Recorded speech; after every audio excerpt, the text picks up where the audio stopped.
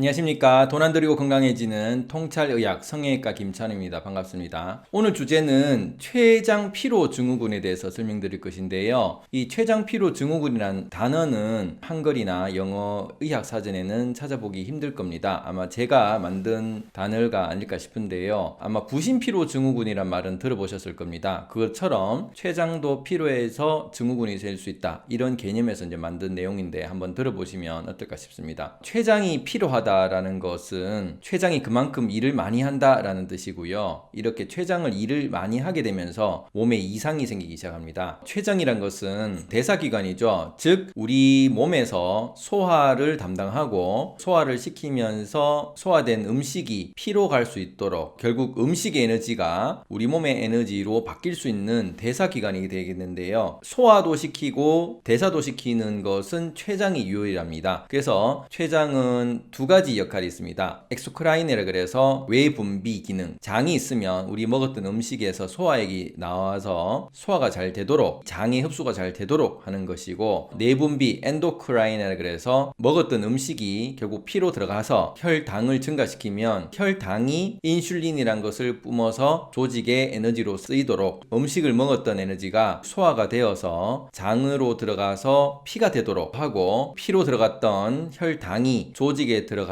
살이 되도록 결과적으로 우리 몸에 피와 살이 될 수 있도록 하는 것이 췌장이다. 이렇게 이해하시면 되겠습니다. 그런데 많은 현대인들이 피와 살이 될 수 있는 이런 췌장을 소중하게 쓰지 않고 막 써서 피로하게 되는 경우가 많은데요. 그러면 이 췌장은 어떤 우리 몸에 영향을 받게 될까요? 췌장은 심장처럼 자율적으로 움직이는 것이 아니라 바깥에서 음식이 들어와야지만 움직이는 외부 공급에 의해서 췌장이 움직인다라고 이해하시면 되는데, 바쁜 현대인들은 이런 음식을 먹을 때 췌장을 생각해서 먹는 것이 아니라 먹고 싶을 때 먹고 먹기 싫을 때는 안 먹는, 그리고 먹고 싶을 때는 많이 먹고 먹기 싫을 때는 조금밖에 안 먹는, 이런 식으로 불규칙한 먹는 양을 가질 수가 있습니다. 먹는 시간도 맛있는 게 있을 때는 오래 먹고 맛없는 게 있으면 짧게 먹고, 먹는 시간도 씹는 시간도 불규칙하고, 아침, 점심, 저녁 규칙적으로 먹는 것이 아니라 아침은 안 먹고 점심 먹고 야식을 먹는다든지 간헐적 단식을 한다든지 5끼 해서 소식을 한다든지 여러 가지 스타일로 해서 먹는 시기가 불규칙하게 될 수가 있다. 그렇게 돼버리면 췌장 입장에서는 먹을 때 일을 하기 때문에 하루에 한 번 과하게 일을 할 때도 있고, 하루에 5번 조금씩 일을 할 때도 있고, 어떨 때는 너무 과하게 일을 했다가 어떨 때는 간헐적 단식한다고 한 번도 일을 안 했다가, 이렇게 돼버리면 췌장 입장에서는 엄청난 피로감을 느끼게 됩니다. 예를 들어서 퇴근할 때 갑자기 일을 과하게 주게 되는 것과 같이 생각지도 못한 야식을 친구들과 갑자기 먹는다면 췌장 입장에서는 이 음식을 소화시킨다고 일을 하게 되는 식이 되겠죠. 이런 식으로 음식이 들어올 때 췌장은 일을 하게 되는데, 음식이 처음 들어올 때 저작을 하게 됩니다. 치아에서 저작을 해서 골고루 씹고 그것을 꿀꺽 삼킬 때 이제 췌장이 준비를 하게 되는데, 아침 공복에 사과 주스나 오렌지 주스 등 마시는 생과일 주스를 먹겠다고 갑자기 혈당을 올리는 주스를 마시게 되면 스스로에게는 기분 좋게 마시는 한 잔의 프레시한 주스다라고 생각할 수 있지만, 췌장 입장에서는 일어나자마자 갑작스럽게 일을 하는, 준비도 안 된 그 상태에서 갑작스럽게 인슐린을 올리는 이런 일들을 매번 하게 되면 췌장은 굉장히 예민해질 수밖에 없겠죠. 언제 일이 들어올지 모르니까. 그래서 조금만 음식이 들어와도 과하게 인슐린을 뿜는 이런 일들이 생길 수 있습니다. 그래서 이렇게 갑자기 마시는 게 아니라 씹어서 꿀꺽 삼키게 되면 위에서 주물럭거려서 죽처럼 만들고, 그리고 나서 소장에서 담즙과 췌장에 있는 소화액이 뿜어져 나와서 지방도 녹이고 탄수화물도 녹이고 단백질도 녹여서 그것들이 혈관으로 들어갈 수 있도록 이렇게 준비를 하게 되고요. 그만큼 장이 또 튼튼해야지 흡수가 잘 되겠죠. 이렇게 들어간 피들은 이 그림에서 보시면 아시겠지만 판크레아틱 아일렛이라는 알파셀과 베타셀, 글루카곤과 인슐린처럼 내부 호르몬을 뿜어내는 내분비 호르몬이 나와서 췌장의 소화 효소로 혈관으로 들어간 혈당의 피의 에너지를 조직 에너지로 인슐린을 통해서 집어넣을 수 있다. 이렇게 이해하시면 되겠죠. 근데 이런 인슐린이 이렇게 주스 등과 같이 갑작스럽게 몸에서 흡수가 되게 되면 되면 알파와 베타셀이 굉장히 예민해지게 되고, 그럼 인슐린이 훨씬 더 자극이 되어서 민감하게 반응해서 인슐린이 더 많이 나오게 되면 안에 있는 혈당이 순간 조직으로 들어가면서 혈당이 갑자기 떨어지는 이런 일이 생기게 됩니다. 그래서 보통 혈당이 떨어지면 먹은데 또 배가 고프다 라든지 먹고 나서 갑자기 졸린다 이런 현상이 생기죠. 보통 춘곤증이라 하는 이 현상이 췌장에서 인슐린이 갑자기 뿜어져서 나오는 췌장의 기능이 항진되었을 때 생기는 증상이다 라고 보시면 됩니다. 음식을 먹고 잠이 좀 온다고 좀 걷자든지 커피를 한잔 하러 가자 이런 얘기를 하는 사람들은 대부분 췌장이 굉장히 예민해져 있다라고 이해하시면 되겠죠. 보통은 적당한 양의 인슐린만 나와야 되는데 너무 많은 양의 인슐린이 나와서 몸에서 그렇게 반응하는 것이다 이렇게 이해하시면 되겠고요. 이런 행동들이 계속 많아지다 보면 인슐린을 땡겨서 우리가 계속 뿜어내는 거기 때문에 처음에는 점점 기능이 항진되었다가 나중에는 기능이 점점 줄어들 수밖에 없습니다. 그래 돼버리면 음식을 먹더라도 인슐린의 양이 그만큼 많이 나오질 않고 설사 나왔다 하더라도 건강한 인슐린이 아니라 인슐린 저항이라고 해서